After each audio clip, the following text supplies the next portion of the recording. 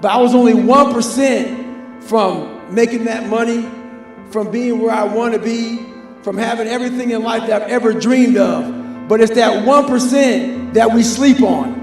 This is hard work. It's every day, like right now. I had to be honest with you, man. I'm even shaking right now being on this show. I'm a big time introvert. How you address it is you face it. You face it every day. You face it every single day of your life. So that's what keeps me hungry every day. I'm leaving nothing out there for anybody to have. And that's the mentality that we all must have if you're searching for true greatness within yourself. Always hungry.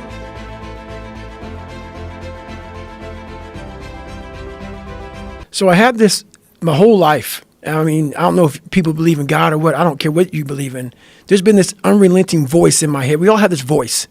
It's the right or wrong voice. And a lot of times that voice guides us into comfort. And my voice guided me into comfort a lot. But I had this other voice I heard my whole life saying, hey, motherfucker, what are you doing? Nah, man, we got to go over here. We got to go over here to that rock pile over in the fucking corner where nobody's at. That's where victory's at. We're over there in that corner. So this voice was giving me all these answers. I wasn't a real smart kid growing up, but I had this crazy voice in my head saying, over there is where the fucking answers are. And I didn't want to listen to it because over there was pain. Over there was me looking in the mirror. Over there was me being accountable for all these things I went through my life. Even though people put them on me, it's now mine to own. And I didn't want to go over there by myself, but I had to. And this voice was guiding me there. It's God, whatever you want to call it. But that's what it was in me. Do you think that's just what when you separate yourself from your ego and what your insecurities and all like if you were giving yourself advice, you would say that's what the thing is to do. So do you think that's what it was, like your subconscious or you stripped away from all the bullshit when you couldn't lie to yourself because it's a voice in your head? That's exactly it. It's exactly it. Because it knew. It knew. I was a character.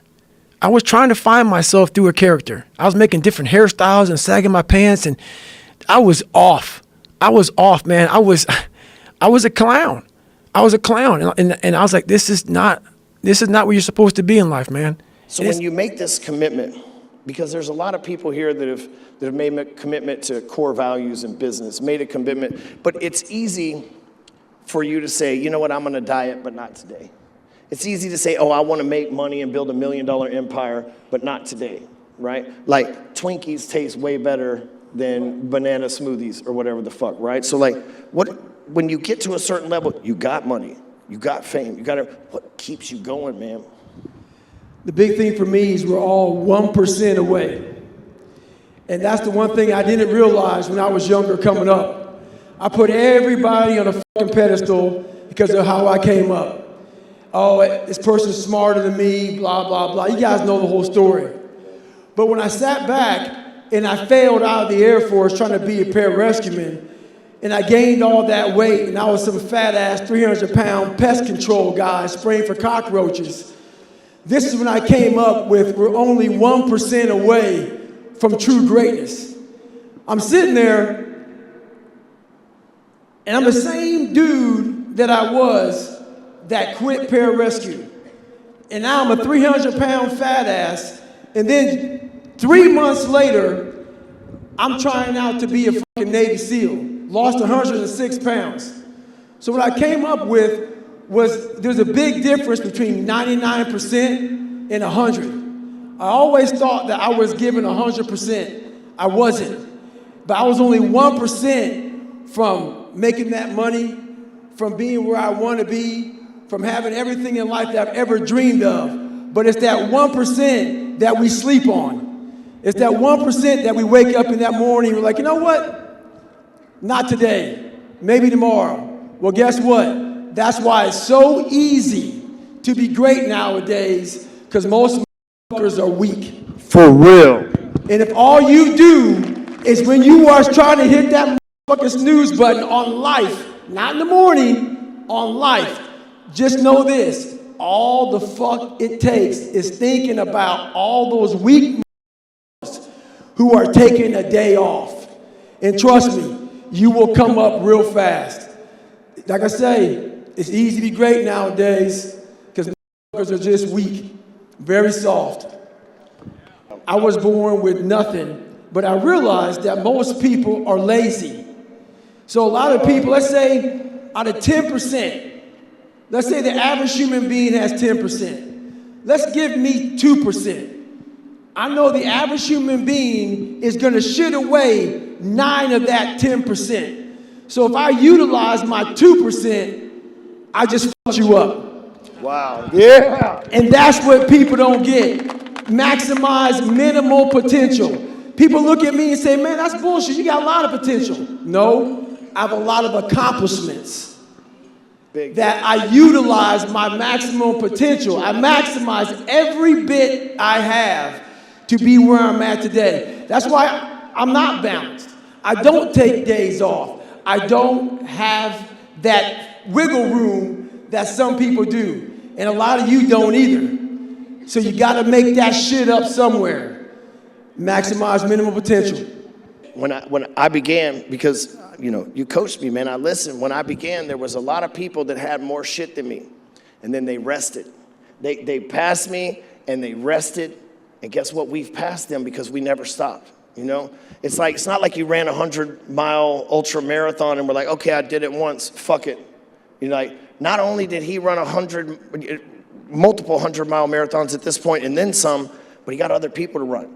You got Cameron to run with you. You got Iron Cowboy James, all these people that respect you, that are running and changing their life as well. And what you've done, and I'm sure you realize this, but maybe you don't, but is in a world where somebody like you is a lone wolf because nobody else decides to live on that standard, you found the 3 or 4 other motherfuckers on this planet that are willing to find that standard. You know what? That's a true statement. You say, everybody says, man, you started this crazy shit. I don't know what the fuck they're even talking about when I started, but I didn't start anything. Let's say there's just one person dancing alone, doing some crazy, stupid ass dance. It's not the person that started that dance that is the hero. It's that second motherfucker that joins them. Because then everybody knows it's okay. So it wasn't really me. It was that second motherfucker who followed me on Instagram that started this shit. So it could be him, who knows? But see, that's the thing about it. So you guys right now are following his lead. That's how this starts. It's never the leader.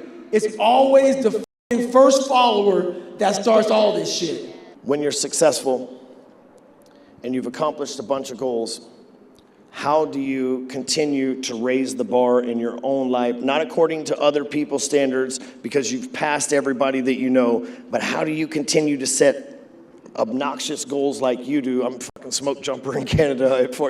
How do you continue to do that, and what does it take, the thought process, to continue pushing that shit?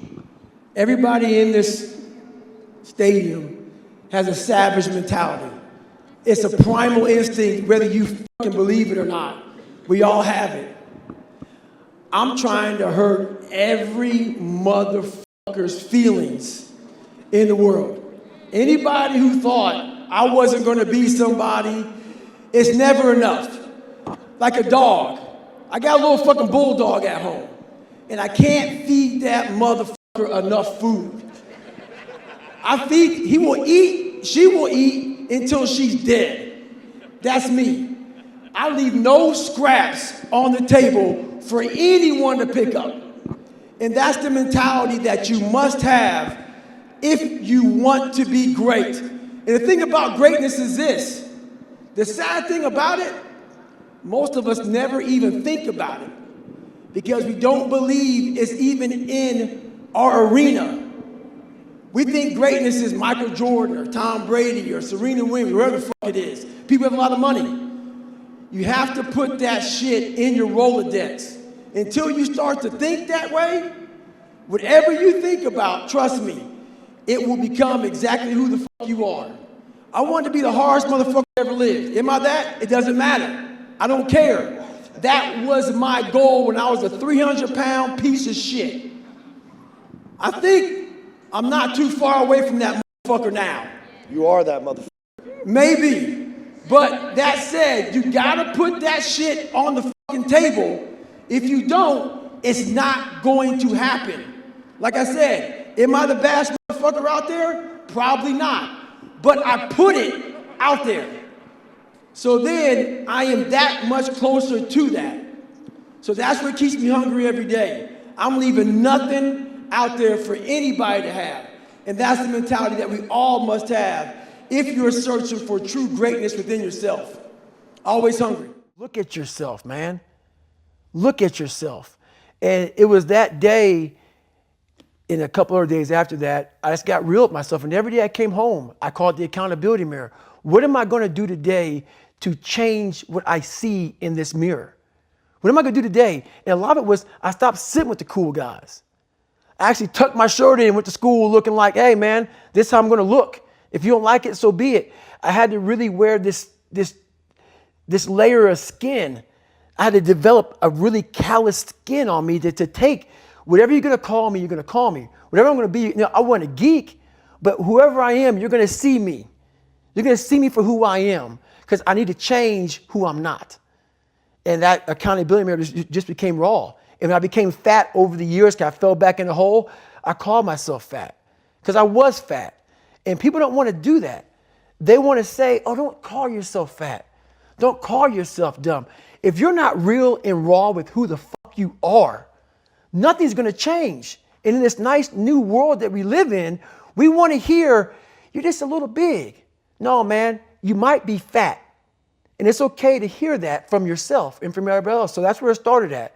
And it's raw. It gets ugly sometimes with me in that mirror. But I'm also proud of myself to be able to tell myself that and then fix what's in that mirror.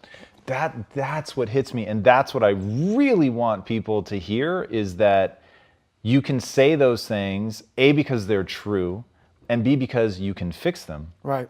And your whole life has been about addressing those things. Mm-hmm. So walk us through how in the book do you help people start addressing it?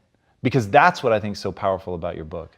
So the first thing about it is once you realize it, and you have to realize it, you got to call yourself out. Addressing it is very small. It doesn't go from like one morning this way, next morning I wake up and presto, 5 steps to greatness. No, it ain't that, brother. You read my book, this is hard work. It's every day, like right now. I had to be honest with you, man.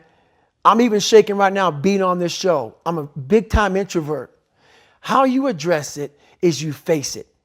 You face it every day. You face it every single day of your life where you say, okay, like if you're fat, you need to lose weight. It's patience. It's patience in this fact of accepting who you are right now. I'm fat. I don't like myself. Accepting the fact that if you lose 3 or 4 pounds, that's a huge accomplishment.